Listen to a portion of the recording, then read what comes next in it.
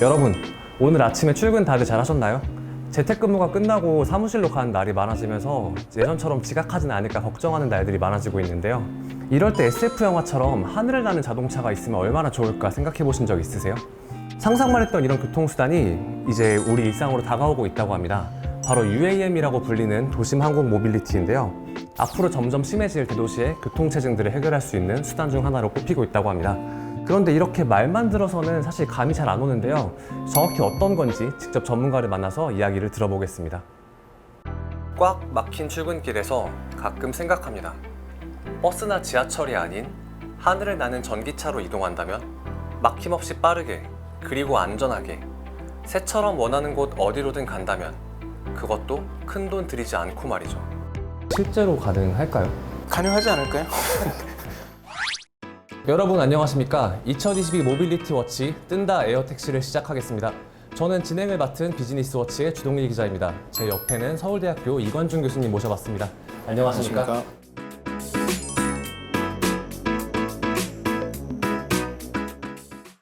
교수님, UAM이라는 게 도심 항공교통인데 이게 도시에 있는 교통 혼잡들을 좀 해결할 만한 수단으로 꼽히고 있더라고요. 정확히 UAM이 어떤 걸까요? 간단하게 말씀드리면 도시 안에 이제 버티포트라고 하는 터미널, 그래서 터미널까지 어떤 하늘길을 이용을 해서 이제 사람이나 화물을 이동하는 신개념 교통 서비스라고 이해를 하시면 되겠습니다. 기본적으로 도시 인구 집중에 따른 이제 과밀화, 이에 따른 환경이나 주거 문제, 그리고 교통 혼잡에 따른 비용 증가들을 이제 해결하기 위한 수단으로 제시된 새로운 형태의 교통 서비스라고 이해를 하시면 되겠습니다. 저 그러면 좀 궁금해지는 게 요즘에 또 K-팝, K-푸드 이런 식으로 한국적인 것들이 많이 나오고 있는데 혹시 UAM도 KUAM이라고 해서 어떤 우리나라만의 기술 아니면 방향성 이런 것들이 조금 있을까요? 그 UAM은 일종의 eVTOL이라고 하는 수직 이착륙기를 이용을 하는 것이거든요. 근데 이제 기본적으로는 이제 기체 쪽에 이제 포커스를 해서 말씀을 드리면 그 eVTOL이라고 하는 게 하늘을 난다는 측면에서 항공기에 가깝지만 그게 운영되는 방식이나 뭐 생산 방식을 보면 그게 자동차에 가까운 측면들이 있거든요. 예를 들면 항공기 같은 경우에는 뭐 1년에 뭐 수만 대씩 만드는 게 아니기 때문에. 근데 이제 eVTOL 같은 경우는 상용화가 될 경우에 최소한 연간 10,000대 이상을 생산을 해야 됩니다. 그렇게 되면 이제 대량 생산을 해야 되는데 퀄리티를 유지를 하면서 그 정도 대량 생산을 항공 쪽에서는 해본 적이 없어요. 그래서 그게 이제 자동차 쪽에 가깝다고 할 수가 있고요. 그리고 이제 운용하는 방식 같은 경우에도 이제 항공기 같은 경우는 대규모 공항에서 이제 공항으로 이동을 하게 되는데 이건 상당히 분산된 방식으로 운영이 되기 때문에 궁극적으로 자동차에 가까운 특성들이 있다고 할 수가 있겠죠. 그래서 국내 기술들을 보면 이제 자동차 쪽을 먼저 보자면 현대자동차도 지금 이 UAM 사업에 뛰어들고 있습니다만 자동차 산업 규모나 생산 대수로면 그 대한민국이 세계 한 5, 6위권 정도 되거든요. 그래서 기본적으로 자동차 산업 기술이 상당히 성숙해 있는 상태고 KF-21 기체에서도 보시는 것처럼 국내 항공 산업도 이제 설계와 제작 기술이 거의 세계적인 수준에 올라와 있다고 이제 볼 수가 있습니다. 그리고 eVTOL 같은 경우에는 이제 전기 추진 시스템, 특히 배터리나 모터 같은 것들이 핵심적인 부분이라고 할 수가 있는데 2차 전지 배터리 같은 경우도 이제 국내가 그 세계를 주도하는 그런 국가 중에 하나이기 때문에 기본적으로 기체 측면에서만 놓고 보자면 충분히 세계와 경쟁할 수 있는 기본 수준은 된다고 생각을 하고요. 그 이외에 이제 통신이라든가 또는 관제라든가 이런 부분들은 아직 좀 개발의 여지들이 있기는 하지만 통신 쪽도 국내가 상당히 강한, 특히 ICT 기술이 세계적 수준에 와 있기 때문에 대체적으로 봤을 때 그 UAM 그 분야에서 상당히 경쟁력을 갖추고 기본적인 경쟁력을 갖추고 있다고 생각이 됩니다. 사실 이제 일반 시청자분들이 제일 궁금해하시는 거는 출퇴근길에 정말 UAM을 탈 수 있는가 이런 건데 그게 실제로 가능할까요? 가능하지 않을까요? 뭐 영어로는 이제 어포더블하다고 보통 얘기를 하는 건데 그게 과연 일반 시민들이 이용할 수 있는 수준이 될 수 있을 것인가? 네네. 두 가지가 이제 필요하다고 저는 생각합니다. 첫 번째는 이제 민간인들이 타기 때문에 안전성이 확보가 돼야 되고요. 그 두 번째는 이제 요금이 충분히 일반인들이 사용할 수 있을 정도로 저렴해져야 되는 가장 큰 이슈들이 있습니다. 뭐 여러 가지 기술적인 이슈들이 있죠. 인터스텔라라는 영화에 나오는 것처럼 우리는 뭐 길을 찾을 것이다. 언제나 그렇듯이. 기술적인 이슈는 제가 보기에는 오히려 충분한 어떤 연구개발비를 투입을 하고 시간만 확보가 된다면 해결될 수 있다고 보거든요. 근데 오히려 이제 말씀하신 것처럼 그 서비스가 대중화가 되기 위해서는 사회적인 수용성이라는 문제가 있습니다. 소음 문제를 예를 들어보자면 소음이라고 하는 것의 사전적인 정의가 원치 않는 소리거든요. 아, 원치 않는 소리. 그러니까 상당히 주관적인 거죠. 네. 그러니까 어떤 사람은 시끄러운 소리도 잘 견디는 사람이 있는가 하면 아주 바스락거리는 소리도 굉장히 짜증이 나는 사람이 있을 수가 있기 때문에 예를 들면 그런 소음의 규제를 어느 정도로 할 것이냐 사회적으로 합의가 필요한 거거든요. 특히 이제 우리나라 같은 경우는 상업지구하고 이제 거주지구가 명확하게 분리가 안 돼 있기 때문에 특히 이제 문제가 될 수가 있는 거죠. 그리고 이제 새로운 서비스가 시장에 제한이 됐을 때 그걸 사람들이 얼마나 적극적으로 수용할 것인가. 그러니까 우리나라는 다행히 이제 신기술이 이제 시장에 제한이 됐을 때 훨씬 그 수용성이 높은 나라 중에 하나이기 때문에 그런 장점들이 있는데 아까 말씀드린 것처럼 사회적인 수용성 문제라고 하는 것은 기술적인 이슈들이 아니기 때문에 사회 내 합의가 필요한 거 아니겠습니까? 이제 그런 것들은 이제 시간이 필요한 거죠. 그게 이제 어떻게 될지 짐작을 할 수가 없는 것이고, 그래서 결국에는 이제 그런 것들이 어떻게 되느냐는 이제 뭐 문화마다도 다를 수가 있고 나라마다 다를 수가 있기 때문에 뭐 예단을 하기는 어렵겠습니다만 아까 말씀드린 것처럼 이제 비용 측면에서는 30년대 중반 정도가 되면 그게 뭐 지하철 정도 가격 정도까지 낮아지지는 않겠지만 그래도 뭐 보통 사람들도 급하면 탈 수 있는 그날 좀 늦게 일어났다. 그러면 뭐 출퇴근용으로 탈 수 있는 그런 정도로는 가능하게 되지 않을까 그렇게 생각을 네. 하고 있습니다. 그럼 그런 정도는 가능하다. 예. 그러시면은 조심스러운 질문이지만 안정성 이야기를 말씀해 주셨는데 혹시 UAM이 나오면 타실 수 있으세요? 원래 항공 쪽에는 그런 얘기가 있습니다. 비행기를 설계한 사람은 절대 그 비행기 안 탄다는 우스갯소리가 있거든요. 근데 아까 말씀드린 것처럼 UAM 서비스에 사용되는 이제 기체는 아까 eVTOL 형태라고 말씀을 드렸는데 eVTOL 형태가 갖고 있는 특징 중에 하나가 분산 추진이라는 기술을 쓰는 겁니다. 그 보면 조비나 무슨 뭐 릴리움이나 이런 것들 보시면 일반적으로 우리가 보는 항공기하고 달리 프로펠러가 굉장히 여러 개 있잖아요. 그걸 이제 분산 추진이라고 하는 거거든요. 전기 추진을 할 때 이제 선택할 수 있는 추진 옵션 중에 하나라고 할 수가 있는데 일반인들이 타야 될 높은 수준의 안전성이 필요하지 않습니까? 근데 분산 추진을 이용을 하면 추락 확률이 거의 제로에 수렴을 하게 됩니다. 추진이 분산되기 때문에. 그렇죠. 그러니까 프로펠러를 뭐 네. 12개부터 18개까지 쓰는 기체들이 있는데 이제 모터 한두 개가 이제 고장이 나더라도 나머지 프로펠러를 이용을 해서 착륙을 할 수 있도록 다 설계를 하고 있거든요. 그래서 뭐 물리적으로 어떤 충격을 받지 않는 한 뭐 추락 확률은 굉장히 낮다라고 할 수가 있고요. 그래서 떨어질까봐 걱정이 돼가지고 안 탈 필요는 없을 거라고 생각을 하는데 다만 이제 제가 얼마 전에 제주도 갔다 오면서 그냥 작은 비행기를 이제 탄 적이 있는데 비행기가 작으면 일반적으로 바람의 영향을 더 많이 받습니다. 기체 자체가 무게가 가볍기 때문에. 그래서 헬리콥터 같은 것도 마찬가지인데 고층 건물 위에서 이제 이착륙을 할 경우에는 건물 주변에 이제 공기가 지나가면서 공기가 많이 흐트러지거든요. 그 공기의 영향 때문에 기체가 많이 흔들릴 수가 있어요. 그럴 경우에 이제 처음 타시는 분들은 굉장히 놀랄 수가 있죠. 막 기체가 막 위아래로 이렇게 흔들거릴 수가 있으니까. 그래서 그 부분은 아마 제가 보기에는 결국 익숙함의 문제일 거라고 생각이 들기는 하는데 초기에 이제 서비스를 이용하는 사람들을 좀 많이 이렇게 끌어들이기 위해서는 승기감을 높게 하는 게 상당히 중요하고 그 부분에 대해서는 아직 기체가 만들어지지 않아서 뭐 확언을 할 수는 없지만 조금 연구가 많이 필요할 것으로 보입니다. 그러면 생각해보니까 공중에서 이렇게 비행을 한다는 게 굉장히 변수가 많을 것 같은데 안전성 측면에서 좀 문제는 없을까요? 또 한 가지 생각할 수 있는 것 중에 하나는 이제 버티포트가 있는 위치를 생각을 해보면 대부분 도시 중심지에 있을 거 아닙니까? 네네.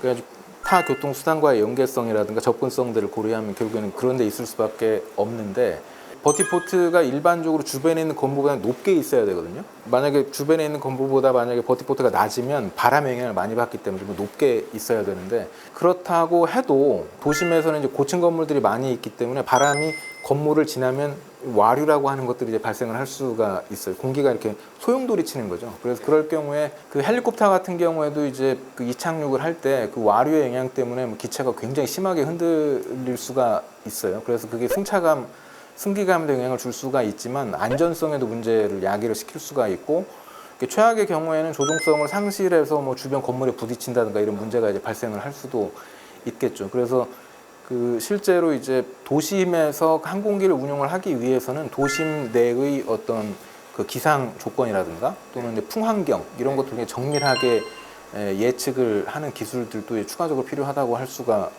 있고요. 그리고 이제 추가적으로 염두에 둬야 되는 기술, 가장 어려운 기술 중에 하나는 네. 아까 말씀드린 것처럼 이제 드론이 보통 이제 아주 낮은 고도에서 운용이 되잖아요. 그러니까 보통 150m 이하 고도에서 보통 드론이 운용이 되고, 우리들이 미국 갈 때 타는 그런 비행기들은 보통 한 7km에서 11km 정도 높이에서 운용이 되거든요. 근데 UAM 같은 경우는 보통 운용 고도가 한 수백 미터 정도에서 보통 뭐 3, 4km, 뭐 높으면 6km까지 올라갈 수가 있는데 그 중간에 있게 되는 거죠. 그래서 이제 아래는 드론이 날아다니고 위에는 큰 비행기들이 날아다니고 그 중간에 이제 운용이 되는 거예요. 그래서 어떤 비행기든지 간에 그 고도를 통과를 해서 착륙을 해야 되지 않겠습니까? 네. 그러니까 그럴 경우에는 이제 그게 서로 뭐 그럴 리는 없겠지만 충돌이라든가 간섭을 피할 수 있는 어떤 그런 관제 기술이 상당히 필요하게 되는 거죠. 그래서 그게 사실은 UAM처럼 막 동시에 수백 대, 수천 대까지는 아닐지 모르겠지만 수십 대, 수백 대의 항공기를 밀집된 공간에서 운용을 해본 적이 없어요. 아, 지금 그러네요. 인류는 그런 경험을 해본 적이 없거든요. 그러니까 그런 것들을 이제 그 드론이라든가 UAM 또는 높은 고도의 항공기들이 서로 간섭이나 충돌을 일으키지 않고 그 항공기들의 어떤 교통을 어떻게 관리를 할 것이냐, 이게 기술적으로 굉장히 큰 일종의 그 허들이라고 할 수가 있을 것 같습니다. 이건 제가 보기에는 우리나라뿐만이 아니라 외국에서도 해본 적이 없기 때문에 기체 자체보다도 어쩌면 이제 그런 관제, 교통 문제 이런 것들이 이제 더 큰 이슈가 될 수도 있습니다. 오늘은 UAM 관련해서 많은 좋은 이야기 해주셨는데요. 나와주셔서 감사합니다. 감사합니다. 네, 듣다 보니 UAM이 어디까지 왔나 궁금해지는데요.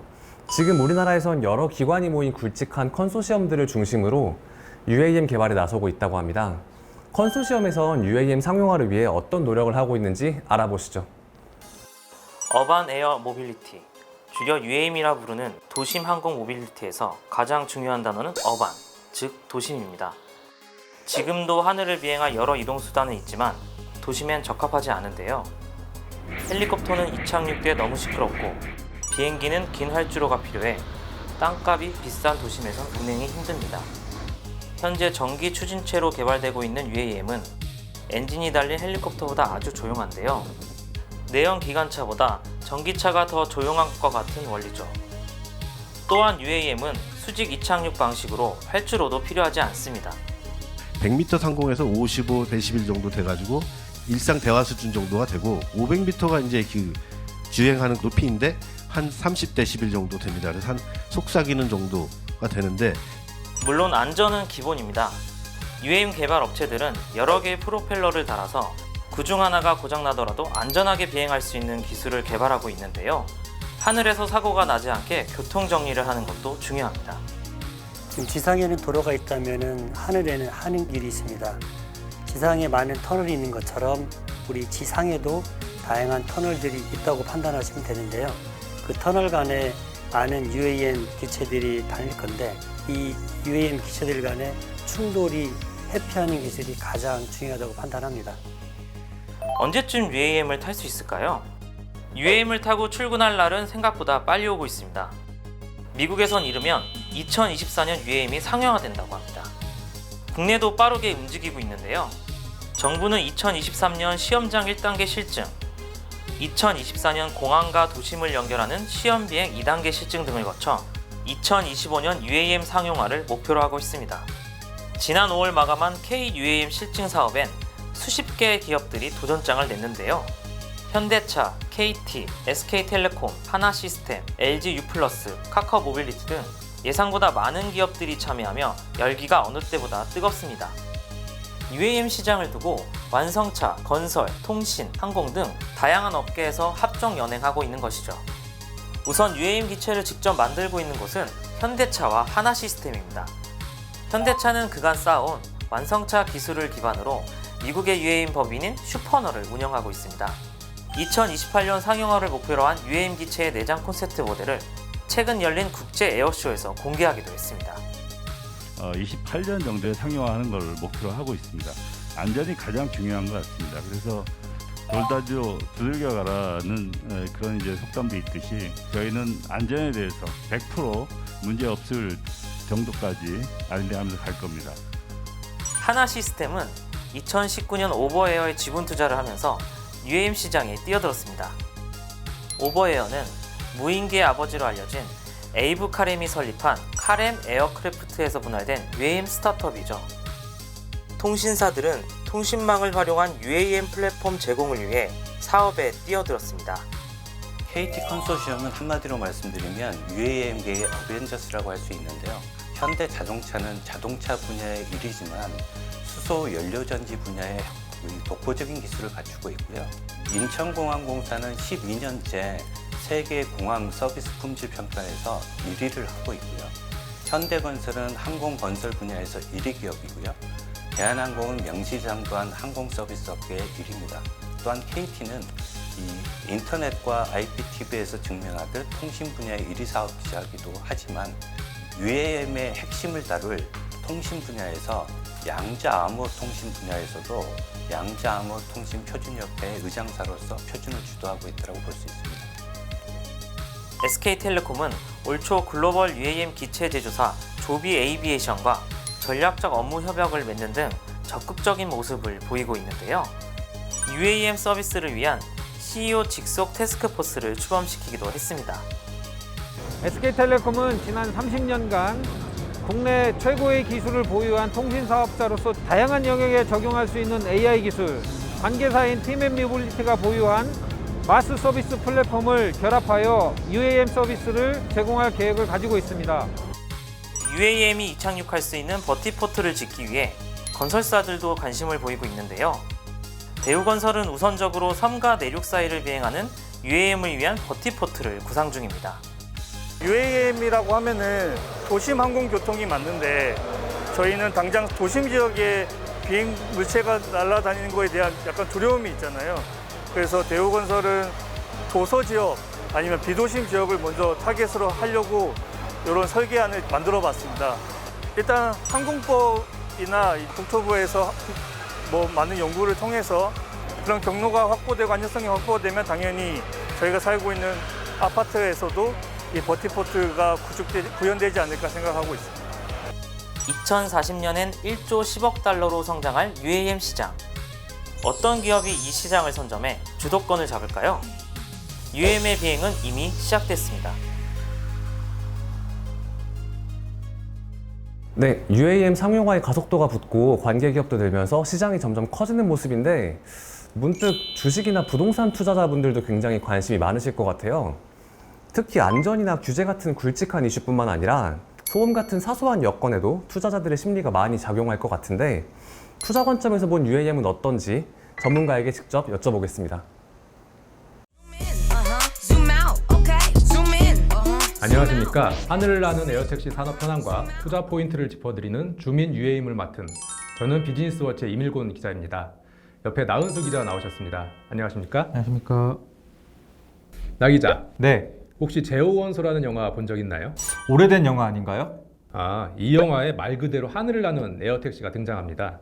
주인공 브루스 윌리스가 택시기사 역할을 맡아서 운전하는 장면이 압권인데요. 이 영화 말고 백투더퓨처나 또 마이너리티 리포트 같은 영화에서도 하늘길을 달리는 에어택시나 또 미래도시의 모습이 그려집니다. UAM은 SF 영화에서나 봐서 그런지 너무 먼 얘기처럼 들립니다. 먼 미래 얘기라 그런데 그렇지 않습니다. 이미 미국이나 독일 또 일본 같은 주요국에선 관련 연구가 진행되고 있는데요. 미국에선 세계적인 모빌리티 회사 우버가 당장 내년 2024년 상용화를 못 박은 상태입니다. 우리나라도 내년부터 민간 기업들이 실증 테스트에 들어가는데요. 정부는 2025년에 도시명 항공기를 상용화할 계획입니다. 그렇다면 미국에선 빠르면 1년 안에, 우리나라에선 3년 안에 UAM이 상용화된다는 얘기군요. 맞습니다. 우리나라가 UAM 후발주자라서 대중에 널리 알려지지 않아서 그렇지 UAM은 생각보다 빨리 우리 눈앞에 펼쳐질 전망입니다. 임 기자, 네. UAM 상용화를 위해서 가장 중요한 게 있다면 무엇이 있을까요? 도시에서 특히 우리 머리 위를 날아다니는 교통수단이 자리를 잡으려면 무엇보다 안전이 중요하겠죠. 맞습니다. 대부분 사람들이 과연 안전할까? 라는 물음부터 가지실 텐데요. 왜냐하면 지상에서 벌어지는 교통사고와 달리 공중에서 발생하는 사고는 더 위험하고 피해 규모도 클 수밖에 없기 때문입니다. 정부도 그 부분을 많이 신경 쓸 것 같네요. 그렇습니다. 정부는 UAM 상용화 전 실증 사업을 통해 안전성을 충분히 검증하고 국내 여건에 맞는 안전 기준을 마련한다는 계획입니다. 또 선진국 수준의 기체나 핵심 부품에 대한 인증 절차를 갖추고 상용화 전 철저한 시연 비행에 나설 계획입니다. 하늘에서 에어택시가 서로 신호가 안 맞아서 부딪힐 수 있지 않을까 걱정되네요. 아파트 사이로 다니다가 남의 집 베란다에 부딪힐 수 있잖아요. 네, 그렇게 생각하실 수도 있을 것 같습니다. 하지만 전문가들에 따르면 항공기가 관제탑의 관리나 통제에 따라 질서정연하게 운항하듯이 에어택시 역시 서로 부딪힐 위험은 거의 없다고 합니다. UAM에 최적화된 관제 시스템으로 여러 대의 비행체가 자유롭게 비행할 수 있도록 통제하기 때문입니다. 물론 절대 사고가 나지 말란 보장은 없겠죠. UAM이 잘 만든다면 교통 혁신을 불러일으킬 것 같은데요. 아직 누구도 가보지 못한 세상이니만큼 저도 그렇고 궁금한 게 많은 것 같습니다. 네, 저는 평소에 주식에 관심이 많아서 그런지 UAM 관련 종목이 제일 궁금했습니다. 그렇죠. 새로운 산업과 시장이 열리고 또 돈이 몰리는 만큼 투자와 관련한 얘기가 나올 수밖에 없는데요. 그래서 제가 요즘에 이 분야에서 핫한 전문가를 만나고 왔습니다.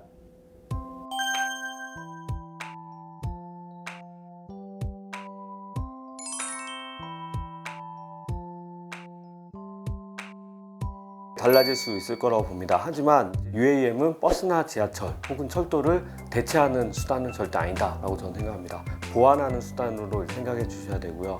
그렇게 보면 크게 두 가지 변화가 있을 텐데, 첫 번째는 개발하기 어려웠던 그런 지역을 분명 개발할 수 있을 거라고 보고요. 예를 들면은 도심에 좀 많이 떨어진 소규모 전원주택 단지들이 개발될 수 있을 거고요. 두 번째로는 기존의 역세권들, 우리가 알고 있는 그런 곳에도 만약에 이런 UAM을 거기에 기능을 더한다 라고 하면은 우리가 어딘가를 이동할 때 훨씬 더 편하고 빠르게 이동할 수 있는 기능이 추가되기 때문에 오히려 가치는 더 높아질 수 있겠죠.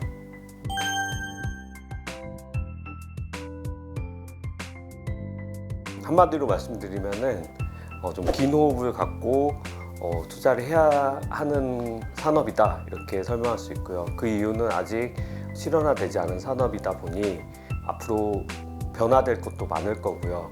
그렇기 때문에 이걸 단기간에 지금 사면은 뭐 바로 뭐 2배가 되고 이렇게 보면 안 될 것 같고요. 좀 길게 보고 투자를 하는 게 맞다. 그래서 어떤 데 투자해야 되냐, 뻔한 얘기지만 경쟁력 있는 회사를 찾아서 그런 회사에 투자를 하면은 분명 좋은 성과가 있을 거라고 생각합니다.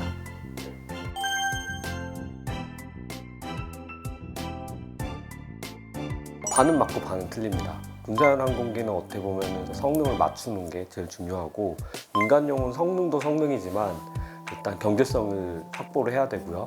그리고 둘 다 안전은 당연히 제일 중요하지만 사실 민간용의 안전이 훨씬 더 중요합니다. 하지만 군사용 항공기에 썼던 기술이 핵심적인 기술을 응용할 수도 있거든요. 예를 하나 들어드리면은 주신 질문에 제일 합당한 예가 우리나라의 하나 시스템이 공동 개발하고 있는 미국의 오버에어라는 회사가 그 예가 될 것 같은데요. 오버에어는 미국의 되게 유명한 카렘 에어크래프트라는 방산회사와 하나 시스템이 공동으로 이렇게 만든 회사인데요. 현재 이비톨을 개발 중입니다. 그래서 카렘 에어크래프트가 수십 년간 갖고 있던 그 군사용 군용기를 만들던 그런 기술을 이제 접목시켜서 민간용 이비톨을 만들고 있거든요.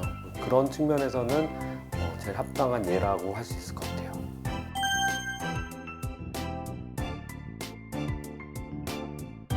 아주 초기에는 이제 공항하고 도심을 연결해주는 에어 셔틀이 아마 제일 먼저 열리는 시장이 될 텐데요.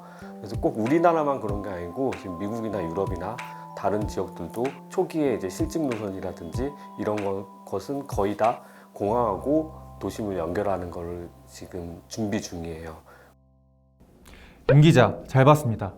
전문가 얘기를 들어보니 교통 혁신보단 혁명이란 표현이 더 어울릴 것 같습니다. UAM이 대중화되면 삶의 패턴이 크게 바뀔 것으로 기대가 되네요. 그렇죠. 텅 비어있는 도심의 공중공간에 새로운 길이 열리는 것이니까요. 그것도 아주 가까운 시기에 말이죠. 지금까지 UAM의 산업 현황과 투자 포인트에 대해 알아봤습니다. 인류의 이동 범위가 지구를 벗어나 우주로 확장하고 있는데요. 인간의 과학기술이 만들어낼 새로운 탈 것, UAM, UAM이 미래의 우리의 모습을 어떻게 바꿀지 관심이 모입니다. 프랑스는 2024년 파리올림픽에서, 일본은 2025년 오사카 박람회에서 에어택시를 시험 무대로 계획하고 있습니다. 우리나라도 2025년을 UAM 상용화 시점으로 잡고 있습니다. 수직 이착륙이 가능한 개인항공기 UAM, 과연 어떤 미래를 열어놓을까요?